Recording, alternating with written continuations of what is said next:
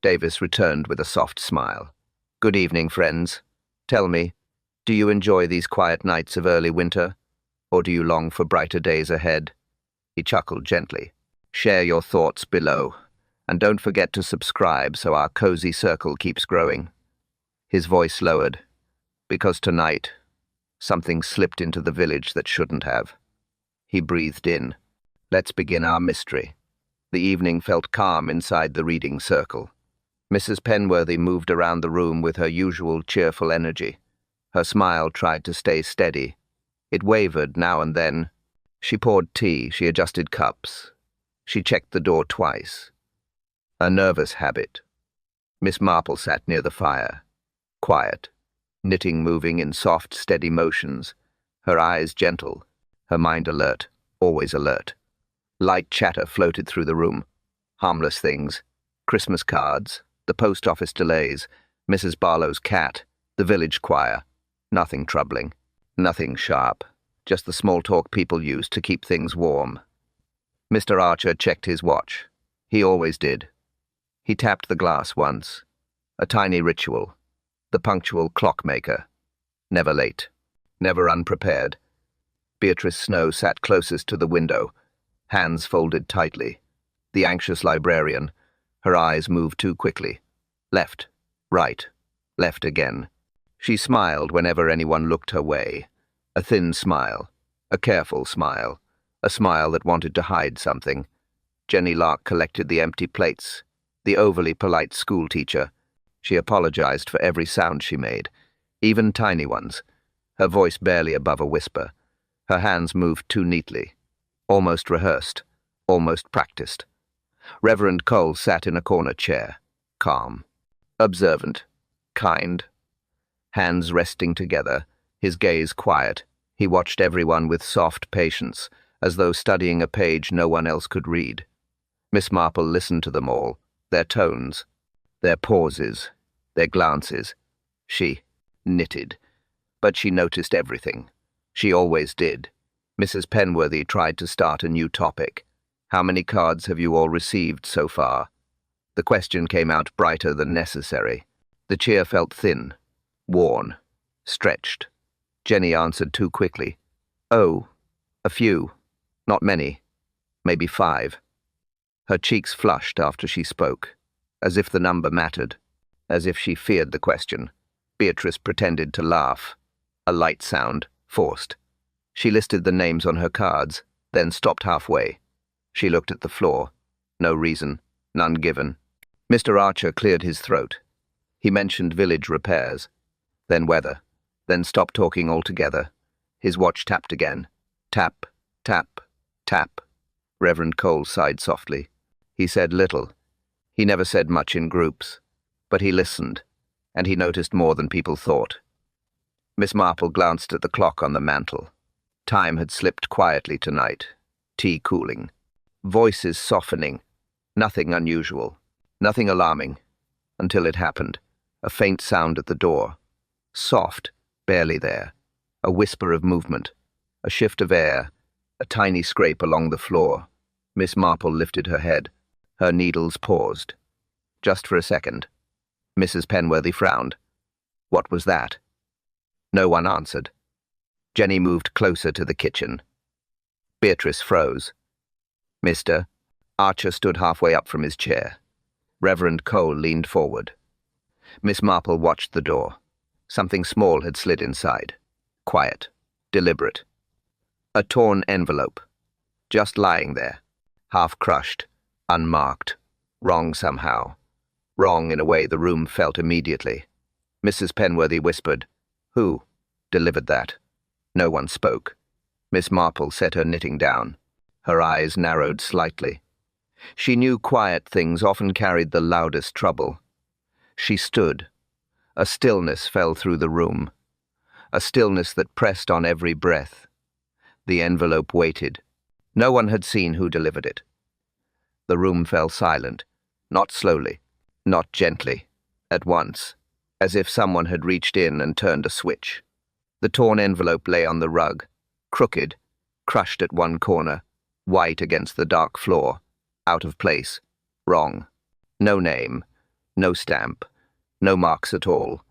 Just paper that looked like it had come from nowhere. Mrs. Penworthy stared at it. Her teacup shook slightly in her hand. She set it down with a soft clink. She didn't blink. Mr. Archer closed his watch with a snap. He didn't tap it this time. He didn't move. He just stared. His eyes fixed on the envelope, as if waiting for it to move again. Jenny Lark backed up one small step. Quiet. Barely noticeable. But Miss Marple noticed. Jenny's hands tucked behind her back. Her breath quickened. Her chest moved too fast. Beatrice Snow stayed frozen. Her fingers clenched the edge of her chair. Her eyes had widened, not with curiosity, with fear. Sharp fear. A kind that didn't belong in a cozy room. Reverend Cole stood from his corner. Slowly. Calmly. He walked halfway toward the envelope, then stopped. Not from fear. From caution. Measured caution. Miss Marple leaned forward. A small movement, but full of intent. Her knitting lay untouched beside her. Forgotten for now. She observed the envelope. The angle. The torn flap. The crease at the center. She didn't rush. She never rushed. Careless eyes miss things. Hers never did. Mrs. Penworthy whispered, "Should someone pick it up?" No one answered. The silence deepened. The kind that wraps around the walls. The kind that makes every small noise sound loud. Mr. Archer cleared his throat. It echoed too much. Miss Marple stepped closer to the rug. Her steps careful. Steady. She knelt. Her eyes narrowed slightly. Not from fear. From thought. She looked at the tear. A neat line. Straight. Clean. Too clean. Not a rip. Not a tug. A cut. Someone had used a blade. A quick slice. Sharp. Precise. "Strange," she murmured. Her voice. Very low. But everyone heard it. Jenny swallowed, loud enough to catch attention. I didn't hear anything," she said. Her voice thin. She forced a smile. No one believed it. Beatrice whispered, "Maybe it blew in. A draft. From the hall." Miss Marple looked at her. Just a glance. But Beatrice looked away instantly. Reverend Cole folded his hands behind his back. Thoughtful. Quiet. But concerned. Miss Marple lifted the envelope with 2 fingers. Light. Too light. Something inside. Just one thing. A faint sound inside. A soft shift. Paper against paper. A single sheet. Miss Marple held it up. The flap hung open, cut clean across. The envelope offered no clues, just questions. "Mrs." Penworthy asked, What's inside?" Miss Marple didn't answer yet. She studied the interior edge. The clean slice. The glue untouched. No accidental tear. A deliberate one. Someone had wanted this opened, but not by the person it was meant for. By whoever found it. Miss Marple breathed in quietly. Her eyes sharpened. She knew messages like this rarely meant anything simple. Not in a village. Not at night. Not slipped under a door. Jenny whispered, Should we look?" Miss Marple nodded once. Slow. Measured. She reached into the envelope. Her fingers brushed a folded sheet. Thin. Carefully creased. Waiting. She drew it out. And the room went still as stone, because inside, a single folded paper waited. The room stayed silent for a long moment. Too long. The torn envelope lay in the center of the rug, sharp against the soft colors around it. Mrs. Penworthy stepped back, her hands lifted as if the thing might bite. "I won't touch it," she whispered. Her voice cracked. Her nerves finally slipped through her cheerful shell. Beatrice trembled. Not slightly, not politely. Her whole posture shook. Her fingers pressed against her elbows, as if holding herself still. She stared at the calm envelope, then looked away, then stared again. Her lips parted. She tried to speak. No words came out. Mr. Archer forced a laugh. A single note. Short. Wrong. "It's a prank," he said. "It must be. Children, perhaps." But his watch tapped again. Tap, tap, a nervous tick. He didn't look convinced, not even a little. Jenny Lark moved near the bookshelf. She avoided the envelope entirely. Her eyes stayed glued to the window. Her breathing tightened. She kept smoothing her skirt. Her hands moved too quickly, too carefully. She didn't want to see the envelope. She didn't want to face what was inside. That much was obvious. Reverend Cole watched the scene unfold. Quiet. Still. His expression unreadable. Not cold, not warm, just thoughtful. He looked at each person, one by one. Miss Marple noticed the pattern. He wasn't watching the envelope. He was watching reactions. He was noting every twitch, every glance, every silence. Miss Marple herself remained calm. Her knitting lay folded on the table now. Her hands rested in her lap. She studied the group first, then the envelope, then the door, in that order, always in that order. People first, objects second, entry points last. That was her method, always had been. Mrs. Penworthy backed further away. "This is foolish," she said. "It's probably nothing." She said it too fast, too brightly, as though she feared the silence more than the envelope. Beatrice swallowed hard. Her throat moved visibly. "I don't want to know what's inside," she murmured. Not loud, barely a breath, but everyone heard it anyway. Mr. Archer straightened a chair that didn't need straightening. He kept his eyes anywhere except the floor. He tapped his watch again. He tapped harder this time. Tap, tap, tap. Jenny Lark bit her lip. Her voice came out thin. "Maybe we should just leave it there." Her tone carried fear. Old fear. Something rooted. Deeper than tonight. Reverend Cole finally spoke. "Someone meant for us to see it," he said. Simple. Quiet. True. Miss Marple nodded once. She agreed. Someone wanted this very moment. This room. These people. This reaction. The envelope was not an accident. It was an entrance. Mrs. Penworthy shivered. "Why us?" she whispered. No one answered. The air tightened around them. Even the fire seemed to soften its crackle. The village clock outside ticked faintly. Steady. Slow. Heavy. It felt like everything paused. Every heartbeat. Every breath. Every thought. Miss Marple leaned forward slightly. Her eyes sharp now. Her mind moving. She knew the room had shifted. The warmth had cooled. The evening had turned. A single sentence formed inside her mind. Clear. Certain. It felt as though the room itself was holding its breath. The room stayed frozen for a long moment. No one spoke. No one moved. Only the torn envelope lay between them all. Quiet. Still. Wrong. Mrs. Penworthy finally whispered. "Someone should open it." Her voice shook. No one volunteered. Jenny stepped back, almost hiding behind the tea tray, her hands folded together. Too tight. Too tense. Beatrice pressed a hand to her chest, her breath shallow, her eyes wide. She didn't want to be near it. Not at all. Mr. Archer crouched lower. He squinted at the envelope. "It's nothing," he said, a forced voice. Too loud, a little cracked. A silly prank. Children, perhaps. But his eyes didn't match his tone. Reverend Cole only watched. Quiet. Steady. His gaze moved from face to face. Not judging, only noting. Memorizing reactions. Miss Marple leaned closer. Her steps calm, measured. She didn't touch it yet. She examined the tear. Straight edge, clean cut, too precise. "A knife," she murmured. Not a rip. The room tightened again. Beatrice let out a soft sound, almost a gasp. Miss Marple picked the envelope up, lightly. 2 fingers only. Careful, gentle. She held it toward the lamp. No stamp, no seal, no address of any kind. "Delivered by hand," she said softly. Reverend Cole nodded once. Yes. Someone stepped inside. Only a moment. The thought unsettled everyone. Miss Marple tilted the envelope. Something slid forward. A single folded paper. Nothing else.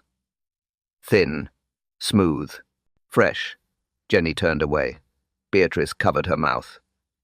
Mr. Archer stood up too quickly. His chair scraped the floor. He muttered an apology. He didn't sit back down. Mrs. Penworthy shook her head repeatedly. I don't want to know what it says. Her voice cracked. She backed away from the rug. Miss Marple opened the folded paper. Slowly. Deliberately. Her fingers steady. The room leaned closer. Not physically, but in breath, in fear, in quiet dread. Inside the fold. Only 3 words. 3 words written in dark ink. Sharp strokes. Sudden strokes. Ink that hadn't dried. Cleanly. I forgive you. The words hung in the air. Strange. Heavy. Not comforting. Not kind. Wrong, in a way no one could explain. Beatrice stepped back against the wall. Her eyes glistened. Her hands trembled. Jenny looked at the floor. Her lips tightened. Mr. Archer's jaw set. He checked his watch again. Tap. Tap. Tap. Reverend Cole closed his eyes briefly. He whispered something. Too soft to catch. Mrs. Penworthy pressed her palms together. Forgive? Forgive what? Her voice broke on the last word. Miss Marple brought the paper to her nose. She sniffed gently. Light smell. Almost hidden. Fresh glue. Very faint. But there. She rubbed a thumb along the edge. The ink smeared slightly, as if someone had written the note quickly. Very quickly. Then folded it before it dried. She frowned. Someone touched this only minutes ago. The room stayed silent for a long moment. No one moved. No one breathed properly. The note lay on the table now. Those 3 words stared back at them. Cold. Calm. Wrong. Miss Marple looked at each face, one by one. Slow. Gentle. But precise. She touched the edge of the note. Only the edge. Not the paper itself. Her voice stayed soft. Almost kind. This wasn't kindness, she said. Mrs. Penworthy blinked. Then what is it? Miss Marple didn't smile. She didn't soften the truth. She never did.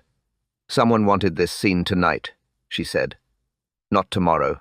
Not next week. Tonight. Mr. Archer shook his head sharply. It's nothing. Just a joke. People do silly things near Christmas. Miss Marple lifted an eyebrow. A joke rarely smells of fresh glue, she said. Her tone was quiet. Firm. Stable. Beatrice Snow shifted in her chair. Her hands clutched her skirt, knuckles white, her breath too fast. She looked at the note again, then away, then back. Miss Marple watched her, like a small puzzle piece sliding into view. Not fitting yet, but close. Jenny Lark moved toward the teapot. She picked it up, set it down again. Her eyes stayed low. She whispered, Maybe someone was frightened. Yes, Miss Marple said. Someone was. Reverend Cole leaned forward a little, his voice gentle. Do you think it's malicious, Miss Marple? She nodded once. Simple. Clear. Yes, Reverend. I do. Mrs. Penworthy covered her mouth. Why would anyone send a note like this? And to us? Here? Miss Marple answered easily, without hesitation. That depends, she said. Which one of you needed forgiving? The question hung in the air. Sharp, plain, direct. No one spoke. Miss Marple stepped closer to the table. She looked at the torn envelope again. Then at the paper. Then at the glue sheen along one edge. This paper was handled recently, she said. Very recently. Someone touched it with care.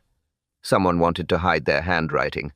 Someone wanted these words to speak, without revealing the voice. Beatrice stood suddenly. Too fast. Her chair scraped loudly. Everyone turned. I need some air, she said, her voice thin, weak. Her hands shaking again. Miss Marple watched her walk toward the hallway. Every step hurried. Uneven. Jenny whispered, Is she all right? Miss Marple didn't answer immediately. Her eyes stayed fixed on the doorway where Beatrice disappeared. She knows something, Miss Marple said at last. Not accusing, not cruel, just certain. Mr. Archer laughed nervously. Everyone is jumpy. It's only a note. People get dramatic. Miss Marple looked at him calmly. You are mistaken, Mr. Archer, she said. This isn't drama. Someone in this room knows why that note arrived. Mrs. Penworthy looked around wildly. At us? At me? Why? Miss Marple folded her hands, her voice low, steady, dangerously clear. It wasn't forgiveness, she said. The room went still again, utterly still.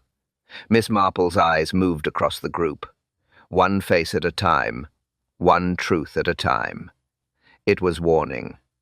The room stayed frozen for several minutes. No one moved. No one spoke. The torn note sat on the table now, untouched, as though it carried heat. Reverend Cole finally stood. A slow breath. A quiet decision. I think we need Inspector Halloran, he said. His tone carried weight. No one argued. Not tonight. He stepped into the hallway and made the call from the study. Low voice. Short phrases. A name repeated twice. Then silence. When he returned, his expression said enough. He's coming. Miss Marple nodded once. She had expected this. Trouble rarely walked alone. It always brought footsteps behind it. Minutes passed. Soft minutes, uneasy minutes. Jenny shifted from chair to chair. Beatrice rubbed her hands together. Mr. Archer stared at the floor. Mrs. Penworthy kept whispering, "Oh dear, oh dear." Reverend Cole stayed, still. Miss Marple watched them all. Their faces, their breathing, their tiny reactions. Each one a clue. Each one a small window. The knock came sharply. 3 quick taps. Firm. Purposeful. Reverend Cole opened the door. Inspector Halloran stepped inside. Tall. Focused. Eyes that missed very little. Evening, he said simply. His gaze swept the room. Then the note. I hear you have something unusual. Miss Marple handed it to him with care. He held it gently. Studied the edges first. Then the paper. Then the smear of ink. His brow tightened. Not confusion. Recognition. Where did this come from? He asked. Mrs. Penworthy explained. Her voice shook. The words came out in uneven pieces. Slid under the door. No knock. No sound. Just there. Halloran listened without interruption. Then he turned to the group. One by one. Slowly. Precisely. Anyone seen handwriting like this before? He asked. Everyone shook their heads. Everyone except Beatrice. Her denial came a half-second late. A tiny delay. Miss Marple noticed. So did Halloran. He stepped closer to her. Not aggressive. Just curious. Miss Snow, he said. You hesitated. Beatrice's throat tightened. Her eyes lowered. I wasn't sure if... Her sentence fell apart. Halloran finished it. You weren't sure if it was real. That shook her. A full-body tremor. She clasped her hands, trying to steady them. Halloran placed the note on the table again. I've seen this style, he said. Years ago. The room tensed. Jenny covered her mouth. Mr. Archer straightened sharply. Mrs. Penworthy whispered another. Oh dear. Reverend Cole was the only one who didn't react outwardly. His calm stayed fixed. But Miss Marple saw something in his eyes. A memory. A shadow. Halloran continued. There was an incident 15 years ago, a case left unresolved, a handwriting sample in the old file, same slant, same pressure, same spacing. Beatrice's face lost all color, completely. She gripped the back of her chair to keep from sinking. Halloran closed his notebook slowly, deliberately. He looked around the room, eyes sharp, voice low. This, he said, goes back 15 years. The room fell silent again, that deep kind of silence. Heavy, waiting. Morning came quietly. The village felt still, soft, muted. But Miss Marple did not rest. She never did after a night like that. She walked to the library. Beatrice Snow opened the door before she knocked. Too fast, too prepared. Her smile strained. Miss Marple, you're early. Miss Marple stepped inside. The library smelled of paper and dust. A normal smell. But something else touched the air. Something sharper, faint, unwelcome. Beatrice tried to keep the conversation light. Too light. How can I help? A book? A reference? A map? Her voice fluttered. Her hands fluttered more. Miss Marple did not answer at once. She looked around slowly. A careful sweep of the room. Shelves neat, chairs straight, desk tidy, almost too tidy. Then she saw it, on the far corner of the desk. A cutting knife. Slim, clean, but not perfectly clean. A thin smear near the handle. Glue, fresh. Beatrice reached for it instinctively, then stopped mid-motion. She forced a laugh. Oh, that. I was repairing a book. Her voice cracked on the word, repairing. Miss Marple nodded gently. So early in the morning? Beatrice swallowed. Yes, of course. It needed attention. Her hands shook as she returned them to her sides. She clasped them together, hoping it would hide the trembling. It didn't. Miss Marple stepped closer to the desk, her gaze soft, her tone calm. Such neat work. You always were precise. Beatrice stiffened. Precision, a dangerous word today. Miss Marple's eyes flicked back to the knife, then to the drying glue bottle, then to a small scrap of torn paper near the bin. Busy morning, Miss Marple murmured. Beatrice forced another smile. Oh yes, very, very busy. But I didn't write that note. I swear I didn't. She said it too quickly, too urgently, without being asked. Miss Marple tilted her head. I see. Beatrice stepped back. One step, two. Her back touched the shelf. She looked trapped, cornered by her own fear. I would never send anything like that, Beatrice whispered. Her voice barely reached the room. I don't even know why someone brought it to the reading circle. She blinked too fast, as if holding tears, or hiding them. Miss Marple watched her gently, kindly. She never pushed. She didn't need to. Truth revealed itself when left in silence long enough. Beatrice wiped her palms against her skirt. A nervous gesture, a revealing one. Her hands trembled again. I didn't write it, she repeated. Her voice was smaller now, fragile, thin. Miss Marple nodded once. A calm, comforting gesture. She touched Beatrice's arm lightly. Of course, she said softly. No judgment, no accusation, just warmth. But her eyes told another story. They told of patterns, clues, connections, and fear. Beatrice's fear. Miss Marple turned toward the door. She thanked Beatrice for her time. She stepped outside. The cold air wrapped around her. She breathed in deeply. She had seen enough, more than enough. Beatrice's hands, the glue, the knife, the scrap, the panic. One truth settled in Miss Marple's mind. Beatrice feared someone, and that someone was close. Miss Marple reached the clockmaker's shop just after noon. The bell over the door gave a soft ring. A gentle sound, a familiar one, but today it felt different. A little sharper, a little colder.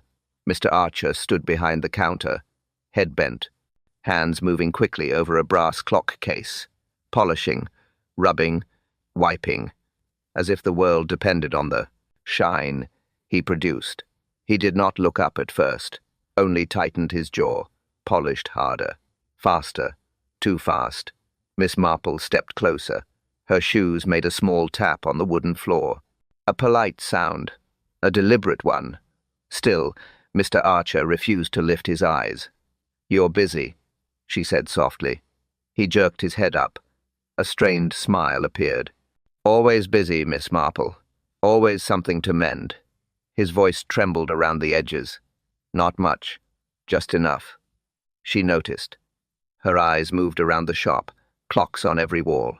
Soft ticking, different rhythms, different lives, still cozy, still familiar.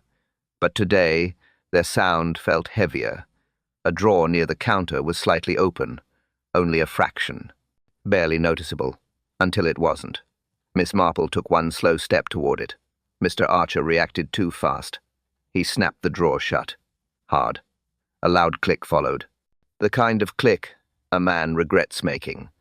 The kind that reveals more than he wants. Miss Marple didn't comment. She kept her expression soft, calm, kind, too kind. "Busy morning?" she asked. He nodded too quickly. "Yes. Repairs. Deliveries. You know how it is." She studied his hands. Polishing cloth. Clock gear. Traces of something else. A faint smear of glue near his cuff. Not obvious. Not large, but visible. She filed it away quietly. "I suppose you heard," Miss Marple said. "The note found at Mrs. Penworthy's." He froze, only for a breath. Then the polishing resumed. Harder. Faster. "Yes, yes," he said. "Terrible thing.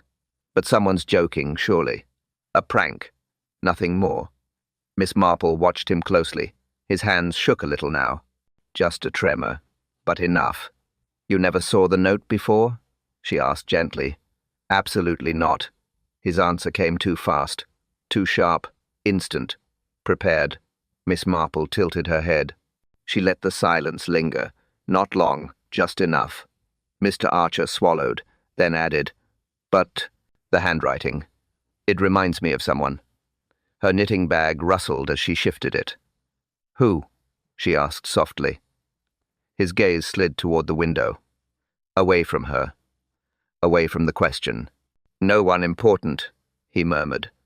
"No one at all." Which meant it was someone important. Someone he did not want to mention. Miss Marple thanked him politely. She stepped toward the door.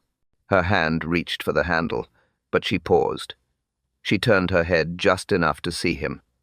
Just enough to catch one final detail. A faint streak on his sleeve.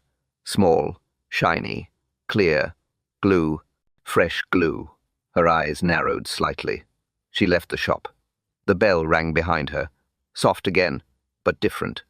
Now the sound felt like confirmation. Mr. Archer's story didn't fit. Not at all. He was hiding something.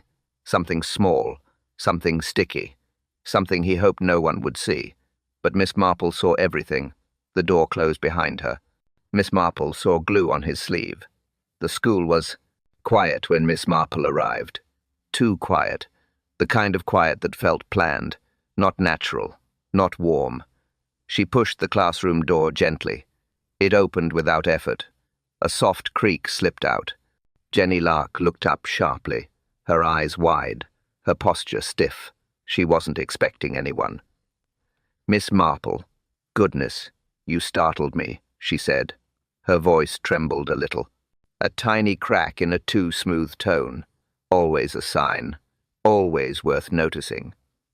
Papers lay scattered across every desk. Loose sheets, torn corners, smudged ink. But one pile caught Miss Marple's eye. A stack of exercise books. Neat, tidy, except for one thing. A sheet was missing. A rectangular gap right in the center. Too clean, too deliberate. A perfect outline where something used to be. Her needles would have paused here if she had them. Jenny noticed Miss Marple looking. She moved quickly. Too quickly. She placed a book over the empty space. A cover-up. Instant. Instinctive. Miss Marple smiled softly. "Busy afternoon, my dear?" Jenny forced a nod. "Yes. Lesson plans. So many papers. You know how it is." Her words rushed out in a nervous tumble. No air between them. No calm. Just fear trying to sound normal. Miss Marple stepped closer. Her shoes made no sound. Her gaze swept the room. Glue on the corner of a pupil's desk. Ink blotches on the floor. A faint smell of fresh adhesive. She tucked these things away in her mind, quietly, methodically. "You weren't at home last night," Miss Marple said. Her tone gentle, her face kind, but her timing exact. Jenny froze. Totally, completely, like a breath caught too tightly in the throat. "I was. I stepped out, just for air." Another lie. Too quick, too flimsy. Too small to hide anything real. Miss Marple folded her hands. And the reading circle? You left so suddenly? Jenny swallowed. Her face paled. A tremble touched her lip. I didn't feel... Well, she whispered. Miss Marple tilted her head. Forgiveness is a heavy word, my dear. It can shake people, especially when written so boldly. Jenny's eyes filled with something unreadable. Not tears, not anger. Something older, something buried, something clawing its way back to the surface. She looked at the floor, her voice thin and tight. Who told you? Who told you to ask me that? No one, Miss Marple said, her tone warm, steady, but her eyes were sharp, watching every flinch, every breath. Jenny's hands tightened around a stack of books, her knuckles pale, her shoulders rising and falling too fast. Guilt lived there. Fear, too. Fear of something bigger than a note, bigger than a lie. Miss Marple moved closer, just one step. Soft, reassuring, but firm in purpose. Jenny, she said quietly, what are you afraid of? Jenny closed her eyes. Just for a second. When she opened them, the truth slipped out in a whisper. Some things don't stay buried, and that truth hung in the air like a shadow. The evidence began to settle into shape the next morning. Simple pieces, small clues, quiet facts, but each one whispered something sharper than the night before. Miss Marple sat at her table, notebook open, teacup warm, her thoughts steady, her logic firm. She placed the torn envelope in front of her, then the note, then the tiny fibers she had brushed from its edge. Everything lined up neatly, everything waiting to speak. Inspector Halloran joined her. He nodded at the items. Strange business, he said. She agreed softly. They started with the glue. The faint scent still clung to the paper. Fresh. Very fresh. Halloran brought a small sample from the library. Same smell, same thickness, same tack. Miss Marple tapped the paper. It matches, she said. Halloran agreed. The glue from the note came from the library supplies. That alone was not enough. But taken with Beatrice's shaking hands and her quick denials, it mattered. Then came the knife marks. The cut on the envelope was clean, sharp, precise. A library knife would do that. Halloran examined the edge again. He frowned. The angle matches the blade from the library desk, he said. Miss Marple folded her hands. 2 clues now, both pointing to Beatrice Snow, but she knew better than to jump. Beatrice hid things, but fear was stronger in her eyes than guilt. Next came the ink. Halloran had taken the note to the schoolroom early that morning. Jenny Lark's desk was filled with the same shade of ink, same tone, same brand, same small smudge pattern on the nibs. Miss Marple had expected that. Jenny was nervous the night before, too nervous. Her lie about where she'd been had come too fast. Her apology afterward sounded rehearsed. And yet, Jenny's fear was different from Beatrice's. Less sharp, more confused. Like someone caught inside something she didn't understand. Still, the ink matched, and that mattered. Finally came the handwriting. Halloran placed a small stack of old papers on the table. Faded notes, soft pencil marks, oddly familiar curves. Mr. Archer had provided them. His old drawers were filled with village scraps, old receipts, old labels, old messages. He had looked at the note last night. He had squinted, then nodded slowly. It reminds me of a woman, he had said. Then he paused. A long pause. The way she wrote her letters, the way she signed her name. Halloran now spread the samples beside the note. Miss Marple leaned in. Her eyes softened. Recognition flickered. The loops matched. The slant matched. The tiny tremor in the downward strokes matched. But the writer could not have written anything last night. Not now. Not ever again. Halloran sat back. He rubbed his forehead. Miss Marple closed her notebook. The room felt colder, sharper, still, because the truth was impossible to ignore. The handwriting belonged to a woman long dead, a woman who died unforgiven. Mrs. Penworthy found the second envelope at twilight. She spotted it the moment she opened her front door.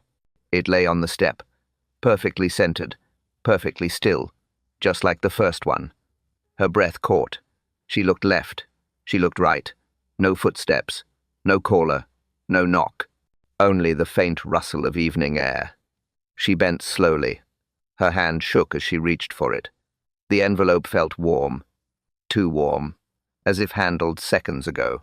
She stepped inside. She locked the door. Her heart tapped against her ribs. She set the envelope on the table. She stared at it. It stared back. Blank. Unmarked. Silent. She didn't open it. Not yet. Not alone. She grabbed her coat, wrapped a scarf tight, then hurried straight to Miss Marple's cottage.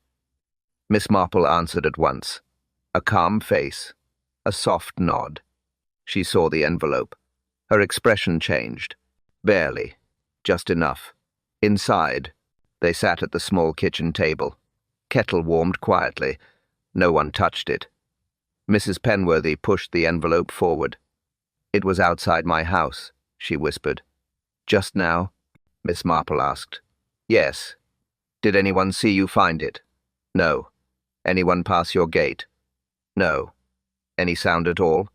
Mrs. Penworthy swallowed. "Only the wind." Miss Marple tapped the corner of the envelope. "This one is cleaner," she said. "The edges sharper, the delivery faster, more confident." Mrs. Penworthy hugged her arms. "What does that mean?" Miss Marple didn't answer. Not yet. She opened the envelope with a small, steady motion.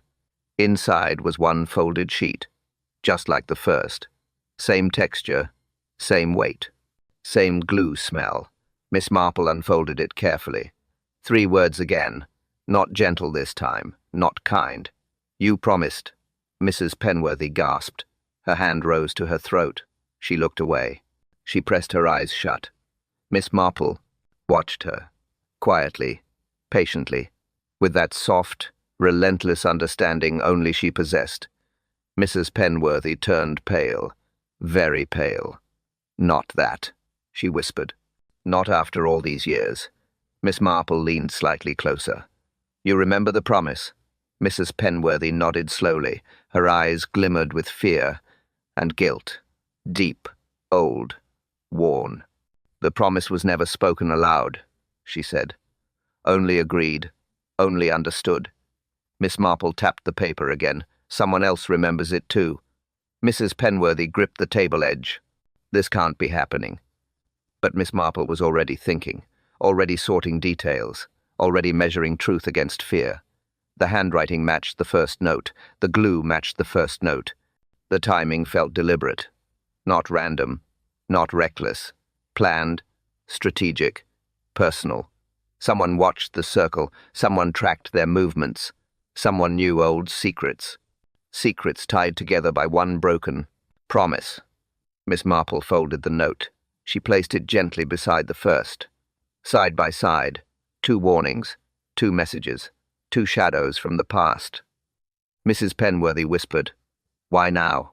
Miss Marple looked at both notes, her voice low. "Because the truth never left. It only waited." The kettle clicked softly behind them, a small, lonely sound. Someone knew the old promise she had broken. The room fell quiet when Miss Marple asked the next question. A simple one, a soft one, but a question that made every face tighten.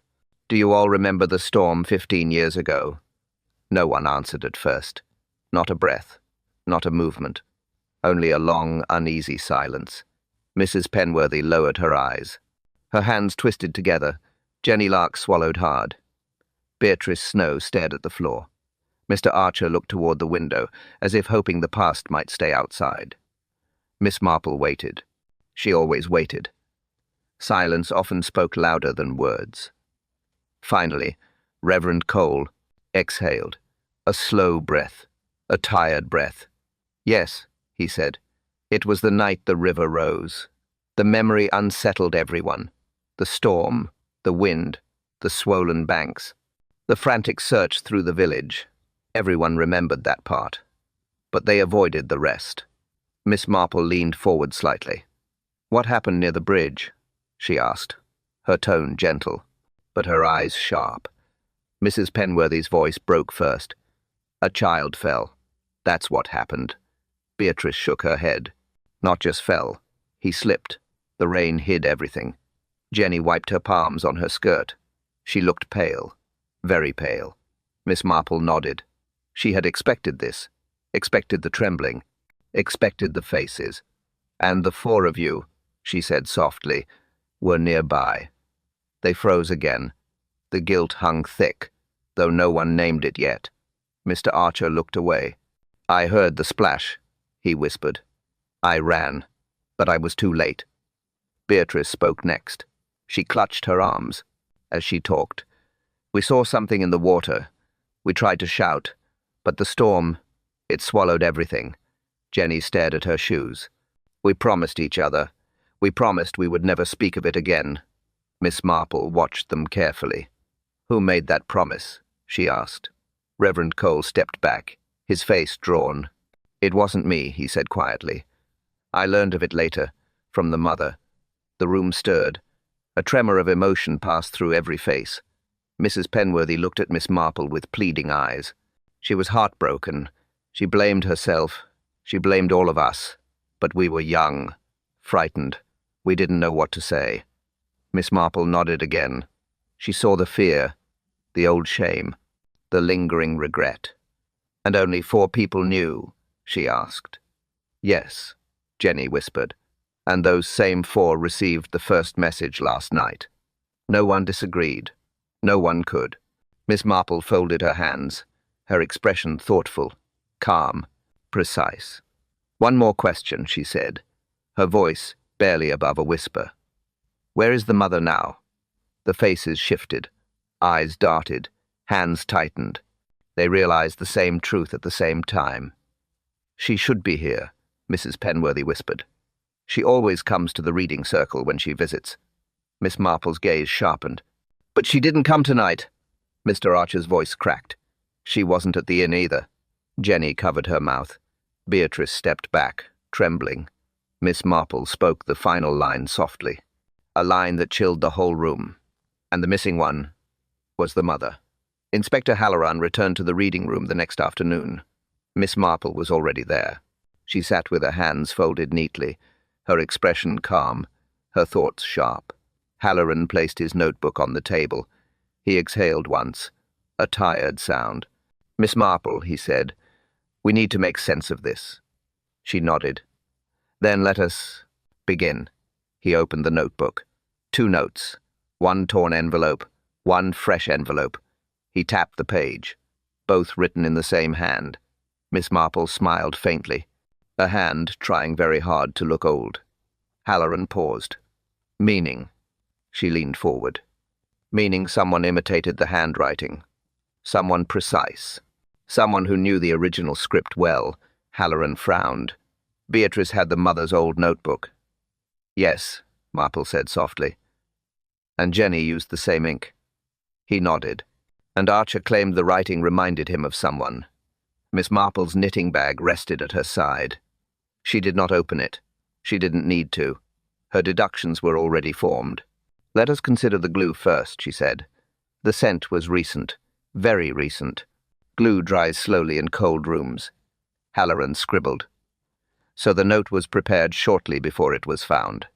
Exactly, she replied. Halloran turned the page. And the torn edge? Cut cleanly, she said. Not ripped, meaning someone used a blade. A sharp one. He nodded again. Beatrice had a cutting knife.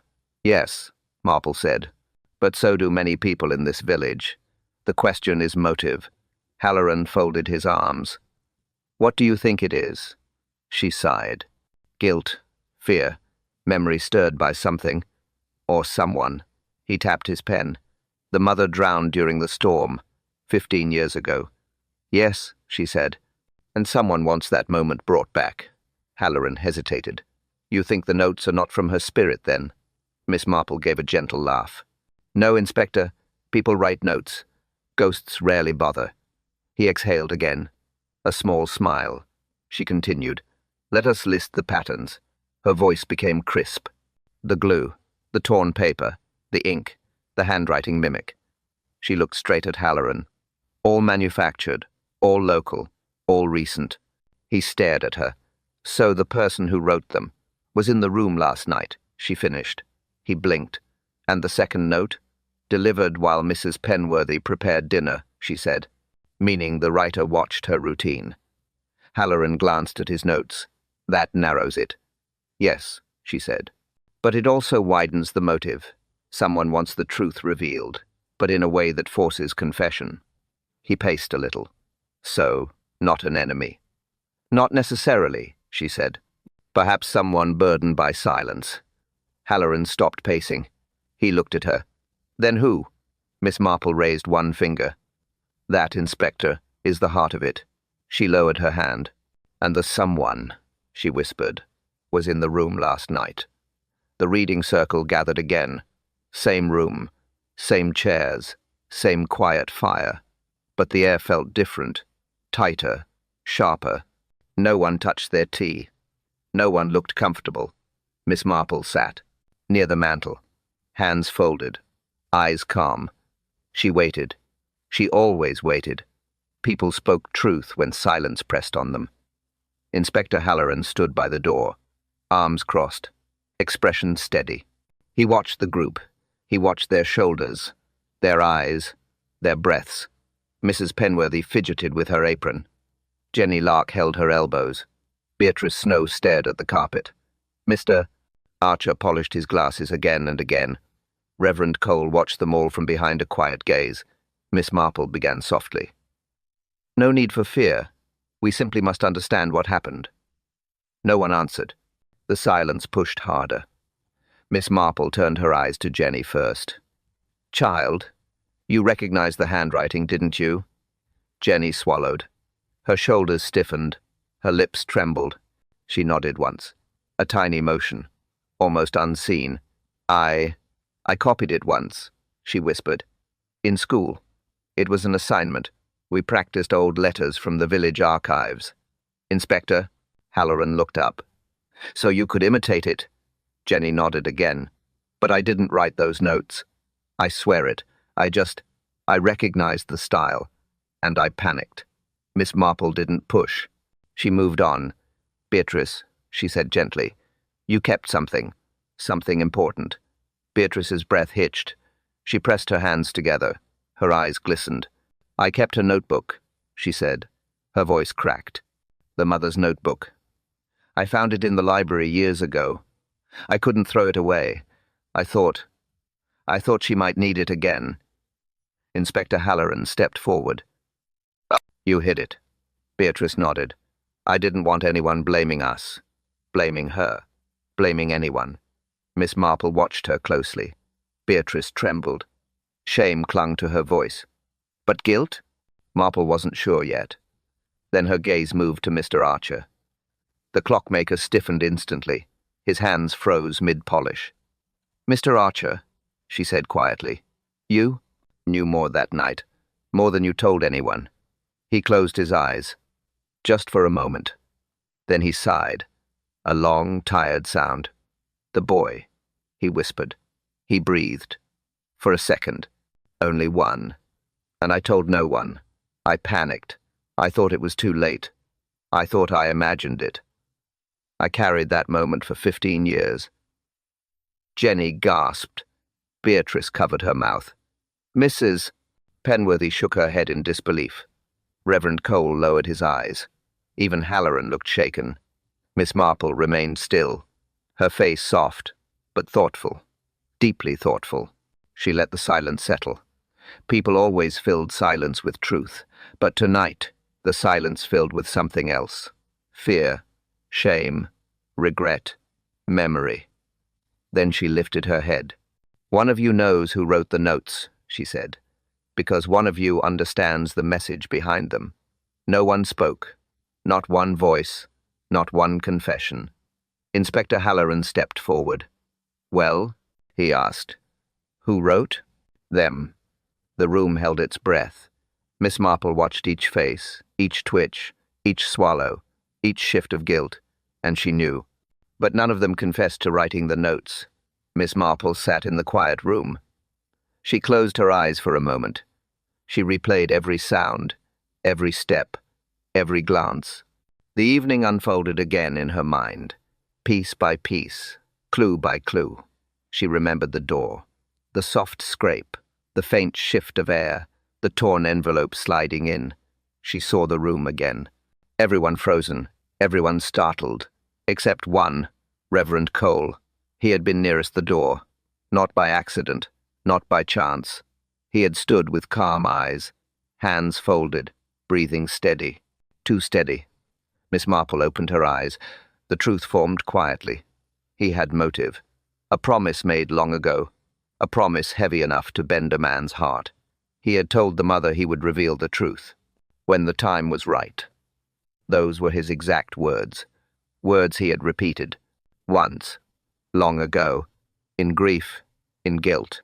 He had staged the notes, the glue, the ink, the cut edges, all crafted to push the others, to force confessions, to break the pact, to drag the past into the light.